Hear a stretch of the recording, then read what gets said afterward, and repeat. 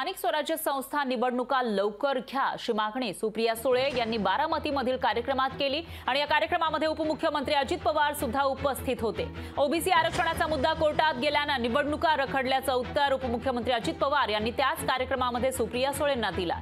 राज्य सरकार त्यासाठी सातत्याने पाठपुरावा करते असंही अजित पवार म्हणाले।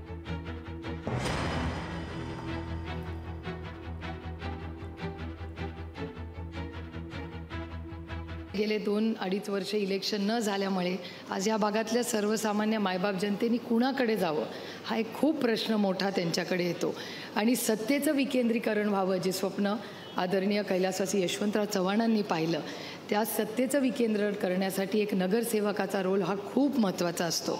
त्याच्यामुळे नगरसेवक यांचं इलेक्शन आपण जर लवकरात लवकर घेतलं तर या संपूर्ण भागातल्या लोकांना खूप आधार मिळेल। गेले 2 वर्षापेक्षा जास्त काळ झाला महानगरपालिकेच्या निवडणुका थांबलेल्या आहेत। ह्या थांबल्या ह्या सुप्रीम कोर्टामुळे थांबल्यात।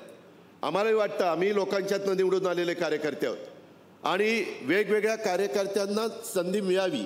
जिल्हा परिषद, तालुका पंचायत, महानगरपालिका, नगरपालिका, नगरपंचायत, पण सुप्रीम कोर्टामध्ये ओबीसी ह्याबद्दलचा एक मुद्दा गेलेला आहे। लवकर त्याचा निकाल लागेना।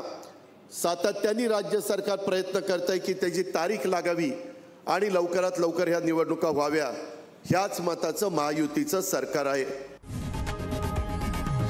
लोकशाही मराठी ऐका, पहा, जागरूक रहा।